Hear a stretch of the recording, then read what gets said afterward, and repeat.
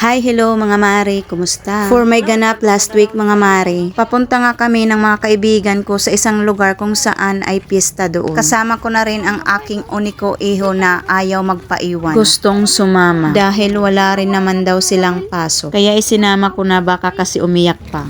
Kaupen sunset oh. Sa mga oras na yan mga mare, papunta kami kung saan doon kami sasakay ng bangka. Yes mga mare, sasakay kami ng bangka para makatawid. At buti na lang rin hindi masama ang panahon sa mga araw na iyan. Dahil takot ako sa alon at lalo na may kasama kaming bata. FYI mga mare, kaya kami pupunta doon dahil mayroong nag-imbita sa amin. Yes mga mare. At syempre dahil Vesper night. Pasensya na mga mare kung mali man ang aking pronunciation. Char. Basta Vesperas. Dahil mayroon ngang sayawan o disco. Syempre, hindi magpapahuli ang kumare ninyo. Siya nga pala mga mare, dito kami maghihintay sa bangkang sasakyan namin. Wait lang, ibaste. Inabutan na nga kami dito ng dilim kay hintay mga mare. Dahil nga nagpahinga at nagkape na muna si kuya ang may-ari ng bangka. Which is naiintindihan naman namin dahil nga galing pa siya sa laot. Fast forward mga mare, hito malapit na nga kami kung saan dito yung lugar na may piyesta. Ikaw ang ginuhulat. Dadaong na nga kami kaya pinatay na ni kuya ang makina. At syempre, thankful ako dahil safe kaming nakarating. Thank you God for the safe guidance and protection. Makikita nyo mga mare, maliwanag na nga ang kanilang gymnasium. Marami ng iba't ibang kulay ng mga ilaw na ready na for visitor na sasayaw ng kuradang at para rin sa dance for all. Pangalawang bahay na nga itong aming napuntahan, which is bahay ng pinsan ko. Doon naman sa una na napuntahan namin is bahay ng parent ng kaibigan namin. Kaunti nga lang na pagkain ang kinuha namin dito dahil nga busog pa kami. Naparami ang pagkain namin doon sa una. At ayan nga mayroong bagong dumating na bisita. At lilipat kami niya ng upuan at para makaupo sila rito. At doon naman kami lilipat katabi ng tiyahin at tsuhin ko. By the way mga mare, pagpasensyahan nyo na ang boses ko na para bang galit. Kukuha lang naman ng lechon pero parang akala mo may kaaway. Malaki mo. Habang nga ako ay nag-i-slice ng lechon, inoff ng kaibigan ko ang flashlight galing sa phone niya. Kaya medyo dumilim at syempre hindi naman niya yon intention na at alam naman namin pareho na may ilaw naman. Kaya nag-ask ako sa kanya na i-open niya ulit ang flashlight galing sa phone. Dahil maliwanag nga ito kapag may flashlight. Nagtawanan na nga lang kami dyan. Dahil alam niyang i-upload ko tong video sa vlog ko. And for the support naman niyang kaibigan ko and mabait yan. At pagpasensyahan nyo na mga mare kung ang ingay nga namin habang kumukuha kami ng lechon. Heto na nga pagkatapos kumain. For the tagay na ang kumare ninyo. Pampatanggal ng hiya sa sarili. Dahil sasabak ako mamaya sa sayawan. Char. At hito na nga for the sayawan na. At habang nga kami ay sumasayaw, si auntie ko nga lang ang binibidyohan ko. At kita nyo naman super nag-i-enjoy na siya. Pagpasensyahan nyo na mga mare kung hindi ako nagpapakita sa video. Dahil nakakahiya naman sa inyo for the hagardo na ang kumare ninyo. Pero syempre nag-enjoy rin naman ako sa unang sayaw namin. Yes mga mare, sa una pa lang yan. Dahil mayroon pang kasunod. This time pahinga muna ang kumare ninyo dahil napagod. Habang nga ako ay nagbibideo, may nakita akong dalawang magpares ang galing sumayaw. Kahit na sila ay may mga edad na. Nakakatuwa at nakakaaliw nga sila tingnan. Dahil hindi naman talaga hadlang ang edad kapag gusto mo mag-enjoy. Bumabagay talaga ang step nila sa tugtog. Na-mute ko nga ang sound ng music dahil baka makapiright ang kumari ninyo. At syempre mayroon ring nahagip ang ating camera na isang grupo na puro sila senior citizen. Nakita nyo naman sa una for the clap-clap nga lang muna dyan si tatay yung nakarin. Saglit na upo at pahinga. Pero nung nabuhayan na for the goose, sayaw-sayaw na ulit. Nakakaaliw lang naman talaga tingnan si tatay habang nag-i-enjoy sa pagsasayaw. Strong pa ang mga tuhod. Dahil tapos na nga ang kumare ninyo mag-enjoy sa piyesta. Dito naman tayo sa bahay for the hugas ng mga pinagkainan. Nagtatanong nga dito si mother kung sino-sino daw ang umuwi galing sa Maynila na kapatid ng bayaw. Nung piyesta sa lugar ng bayaw. Sabi ko naman si ano lang naman ang nakita ko doon na kapatid ni bayaw na umuwi galing Maynila. Yes mga mare, sa lugar na kung saan nakipiesta kami ng mga kaibigan ko is lugar ng bayaw. Asawa siya ng ate ko. O siya mga mare, change topic na nga tayo dahil tapos na tayo for today mga mare, may pupuntahan kami ng anak ko. Pero for now, ito, maghuhugas na muna bago umalis. At magpupunas na rin saglit.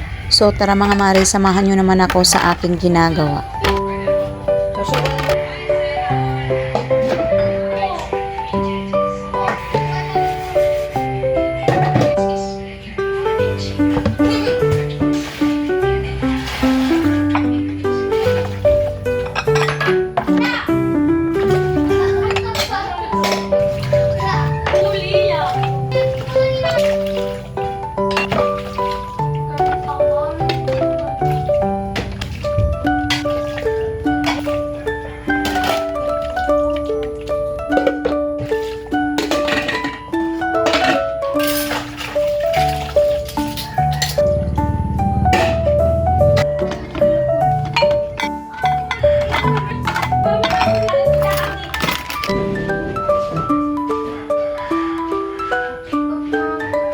Pagkatapos ko nga dito sa pagpupunas, ako'y maliligo na para makabiyahe ng maaga papuntang city. Sana nga pagkarating namin doon, hindi pa marami ang pasyente ni Doc. Oo mga mare, dahil ipapacheck up ko kasi itong anak ko.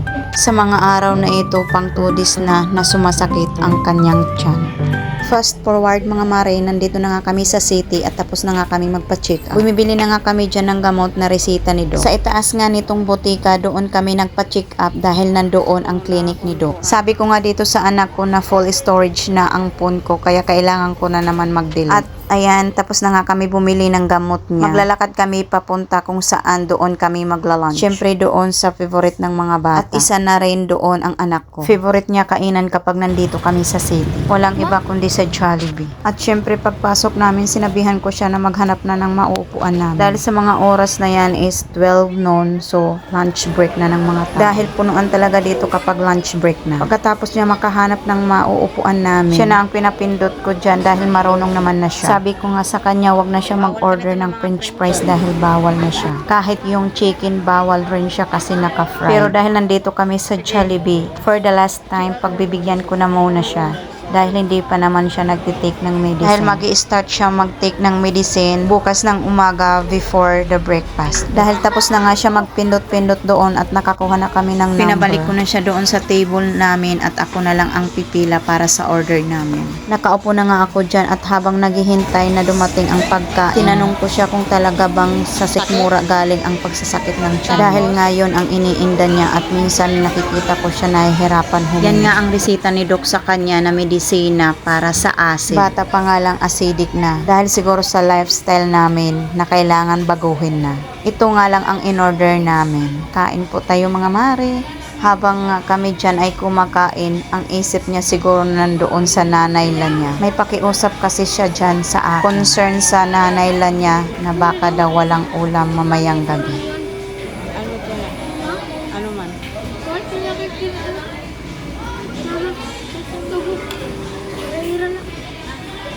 Surairala. Sigurado ka? Natutuwa lang naman ako sa batang to dahil love rin niya ang kanyang grandparents. Tapos na nga kami dyan kumain at heto papunta na kami sa isang mall. Mag-grocery lang ng kaunti para sa ginagawa kong Graham Balls. Bago pa man kami makarating sa mall, sinabihan ko siya, wala kaming ibang bibilhin kundi yung importante lang para sa Graham Balls. Para kahit nasa labas pa lang kami, alam na niya ang kanyang limitation. O siya mga mare, nandito na nga kami. May nakita nga siya doong karatula na 70% sale daw. Eh sabi ko naman sa kanya kahit 70% sale sila, wala pa rin tayong budget. Tumahimik na lang siya at naiintindihan naman niya ako. Kain ba na yung Graham? Ang tuloyo? Salamat. Alam naman kasi niya na galing kami sa pagpapacheck up. At dito nga may hinihiling siya na gusto niyang bilhin. At dahil malambot nga ang puso ng isang ina, pinagbigyan ang kanyang gustong bilhin. Mura lang naman iyon. Maiinom niya habang nasa biyahe pa uwi. Ito na nga lahat ang naggrocery namin mga mare. Almost for the Graham Balls lang talaga. Mayroon namang iilang chichirya para sa munting tindahan ni Mother. Yan lang talaga ang kaya ng budget ko for her sari-sari store. Next time naman ulit, i-grocery natin siya para sa munting tindahan niya. At makikita nyo rin dyan mga mare kung nakamagkano ang total ng pinamili. At ayan nga, naka 752 piso ako sa aking mga pinamili. At dumaan na nga rin kami dito dahil pang snack niya raw habang nasa biyahe kami. O diba, tinatanong niya rin ako kung ano raw ang snack ko. Eh sabi ko naman water lang. Okay na. Damo nga, salamat mga mare. Bye!